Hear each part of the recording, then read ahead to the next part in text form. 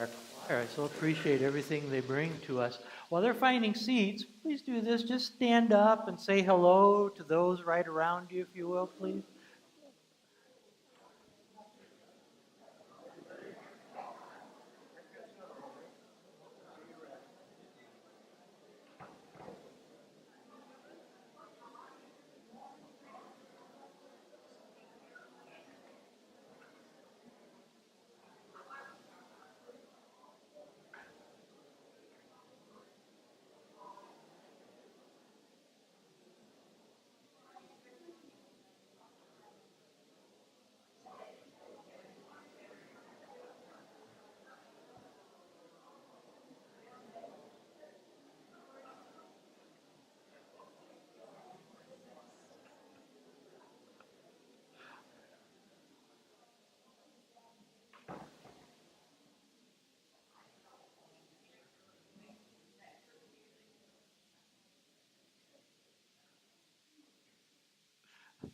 Oh, excuse me.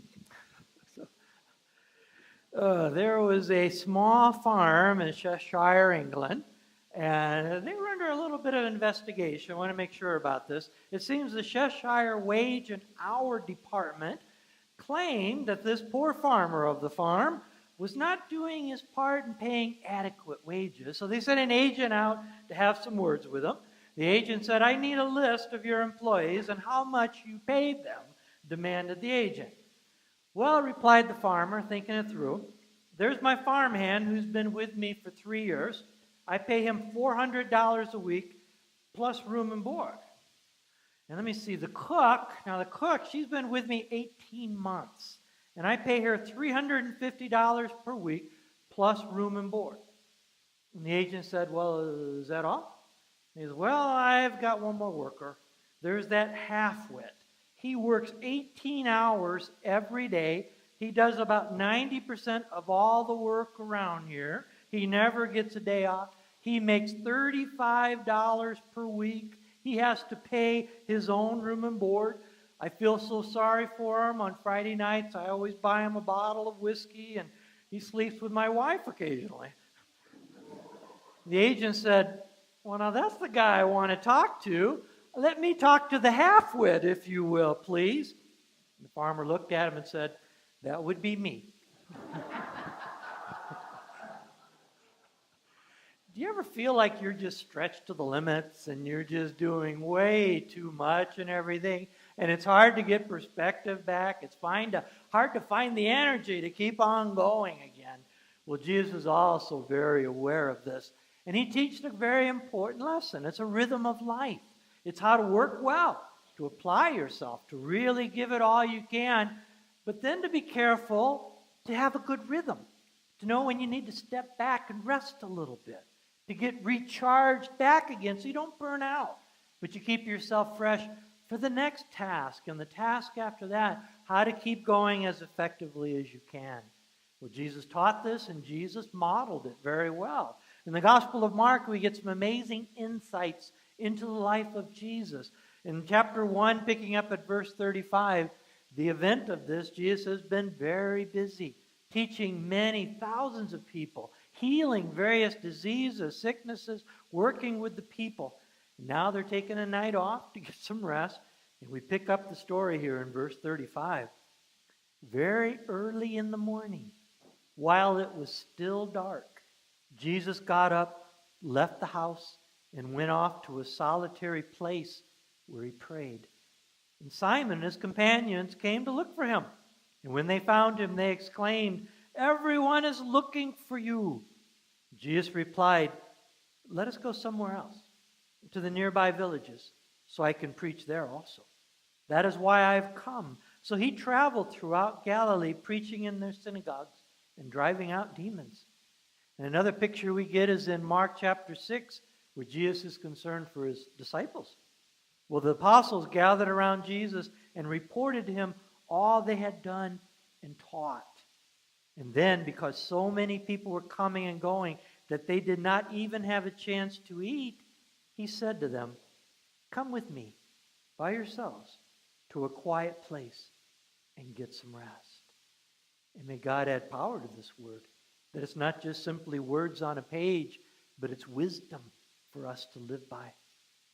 Mark chapter 1, verse 35 gives a great insight into the person of Jesus Christ himself.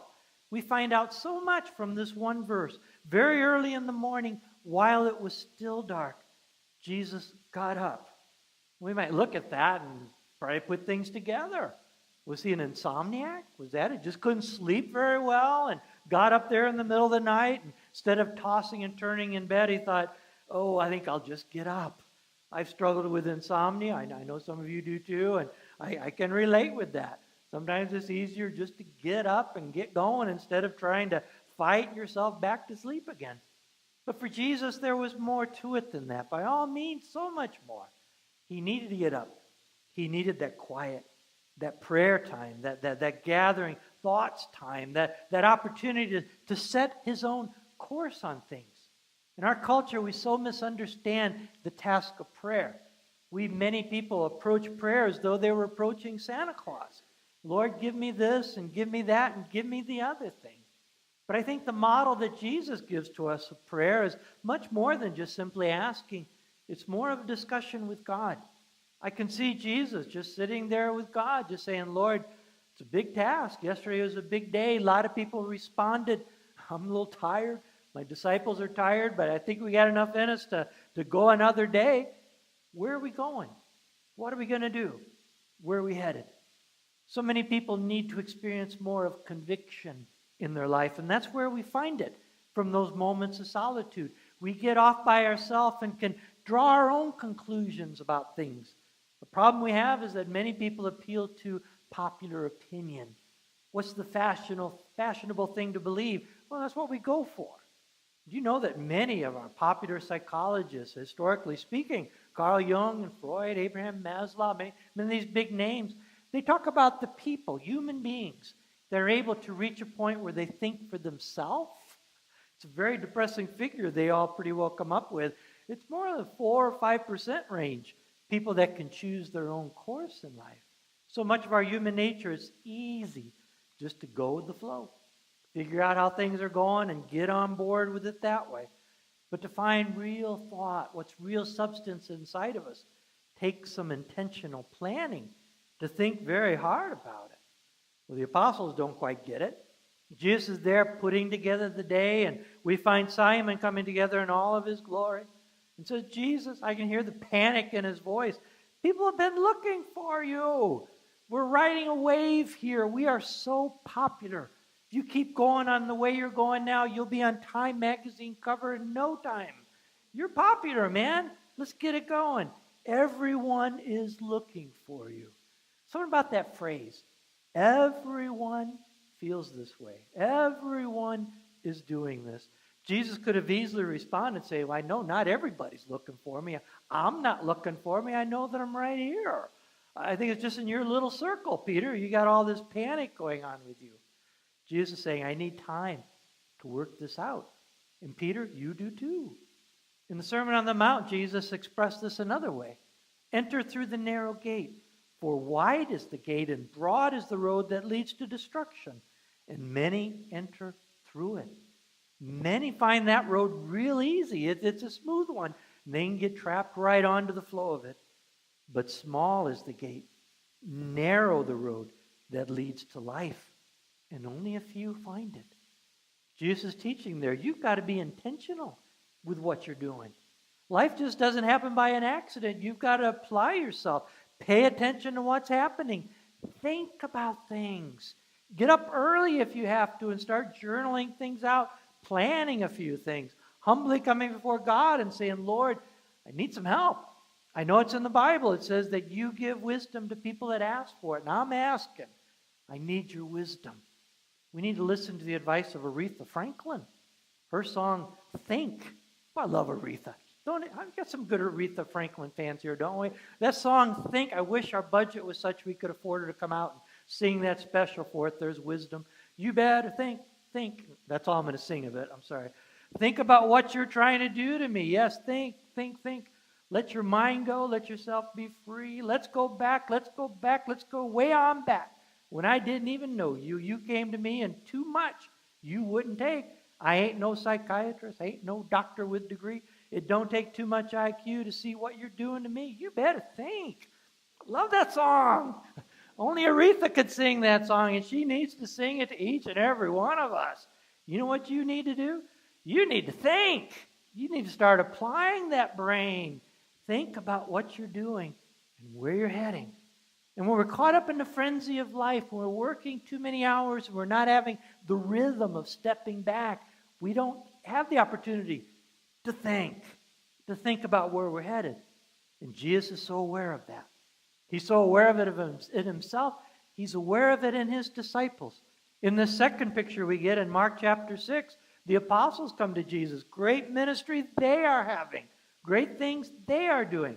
And they gather around Jesus and they report to him everything they had done and that they had taught. They could be thinking on the one hand, boy, we're riding a wave. We are so popular here right now. And Jesus looks into their hearts and he says, what you guys need to do is step aside. Come with me by yourselves to a quiet place and get some rest. You need to build yourselves back up again. You're so tired. You're so worn out. And I want you to be strong. I want you to be strong again after you've recharged, to become full servants, full disciples with full energy to be able to take on the challenges ahead. Here in America, we get vacation time, or in our work time, I should say. We had some good vacation time. The average American labor gets 13 days of paid vacation a year. You think back to your work days, were you cheated or did you get an extra break? You can calculate that yourself. Do you know how they do in Europe and other parts of the country? Goodness, they get a lot of vacation days. The number one country in the world that gets the most paid vacation days is Italy. Where's our Italians? Okay, there we go. Okay. What's with you guys? How come you get so much vacation days? Do you realize in Italy, the average vacation, the number of vacation days for a laborer is 42 days a year? 42 vacation days. And the second most country is France. I was hoping Irene Lewis would be here to gloat on that one. 37 days of vacation a year. Germany, 35 days. Brazil, 34 days. United Kingdom, 28 days. Canada, our neighbor up north, 26 days.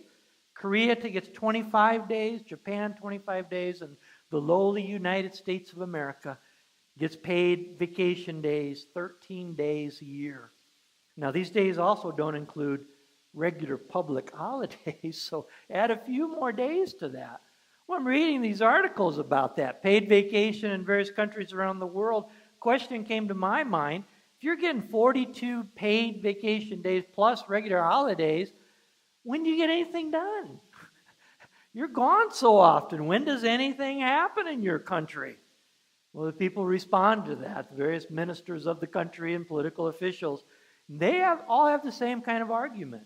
It's not a matter of quantity of hours or quantity of days.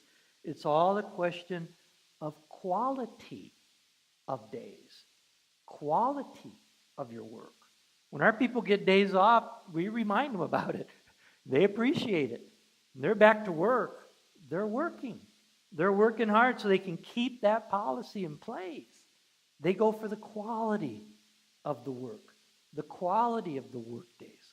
Not just many work days, but the quality of it all. To put in the very best that they can. Make it quality. That's what real rest is about. That's what real breaking away is. Building up ourselves so we can hear, so we can be effective. Back in the frontier days, before they had refrigerators, people used ice houses. And they were basically sound like cabins, just houses that were built with thick walls and covered up. There were no windows. They kept it sealed tight. During the wintertime, they would go out and cut ice slabs from ponds, rivers, wherever they could find it, pull it into the ice house, cover it over with sawdust to keep it as cold as possible. And if they were lucky, they could keep the ice intact all the way through most of the summer. But it took a lot of work. Well, one day they're building it all up inside. They're getting the ice slabs in, laying sawdust over it, covering it as best they could, and been working quite a while at it, when one of the men exclaimed, "My watch, my expensive watch fell off, and it's somewhere underneath the ice and the sawdust." And the friends started working on it, pulling things away in a frenzy, and they couldn't find it. They couldn't find any clue of it, and they'd finally just about given up, and they thought, let's just take a break. Let's just go over here and rest a little bit. We're worn out, and then we'll go back and we'll try again to find that watch. Well, a little boy came up, been watching them all this time, and he said, I tell you what, will you guys go over there and rest? I'm going to go inside and I'll find your watch. And they laughed at him, of course. And the little boy went inside the ice house, closed the door, and they waited. And after a little while, the boy came back out again. Guess what he was holding? The watch. They said, how did you find that watch in there? And the little boy said, it was easy. I went in and I laid down and I got real quiet. And pretty soon I started hearing the ticking, and I knew right where to go to find the watch. Often the question is not whether or not God is speaking, but it's whether we are being still enough and quiet enough to hear what He is saying. That's why it's important we have our moments to back away and to rest. Sabbatical is such an important thing, and it's in the same spirit as this. I appreciate so much the congregation here giving me the opportunity to have a sabbatical break. I've expressed appreciation for some of this with donuts. Help yourself.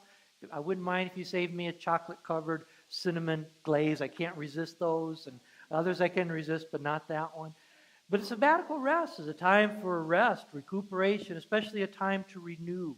It was part of my original contract in coming here, so to speak.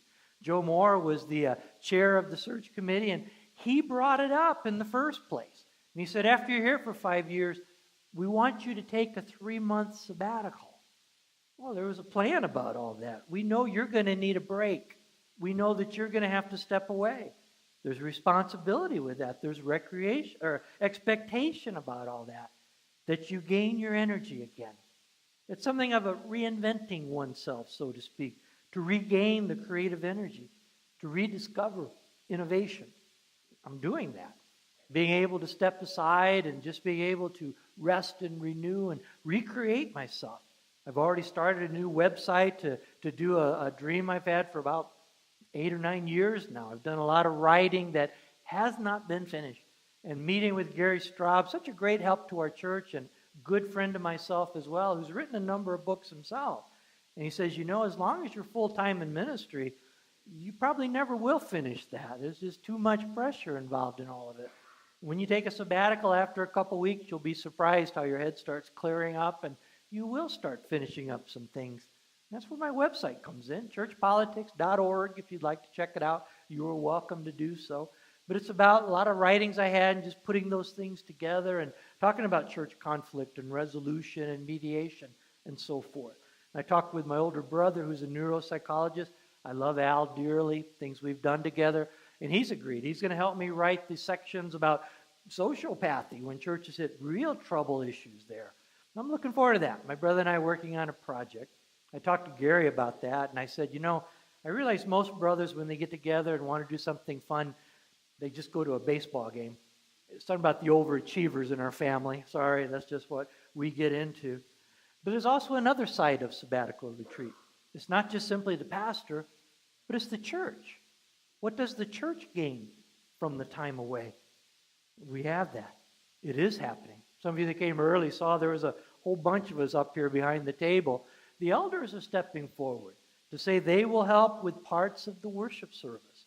They were learning about passing the trays, and 2 goes this way, by the way, and 1 goes that way, and just little things that we do.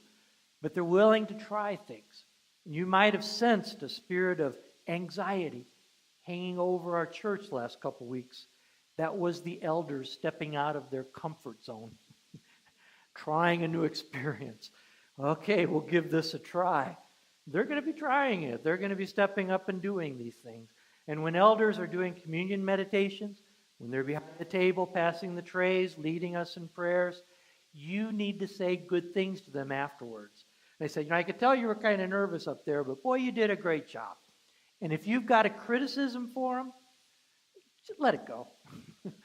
Just let it go. We don't need it right now. Maybe later on down the road, but they just need encouragement because they're stepping up. They're doing it for God. They're doing it for the church. They're doing it for the love of the church, to be able to fill in some gaps that are very important. Also, Dr. Roy over here and Dr. Howard Shank has come up. You're taking on the first Sunday. Next week, Dr. Howard Shank will be stepping up. And I know Tom Mikovic, he's stepping up to help you. There may be a couple other elders that'll be stepping up as well. These men, we need to give them good things. Dr. Howard, Dr. Smith, and Jerry, there you are, Jerry McCarty back here. Thank these men. You know, a lot of churches, when they don't have an associate minister, they have to hire an interim minister. And then we're talking about some big money. But these three men have stepped up with the generosity of their heart and helped our church in a very significant way. But also the good that it comes to our church is for everyone to be stepping up. In the scriptures, there's many references about every member ministry. Every member of a church is a minister.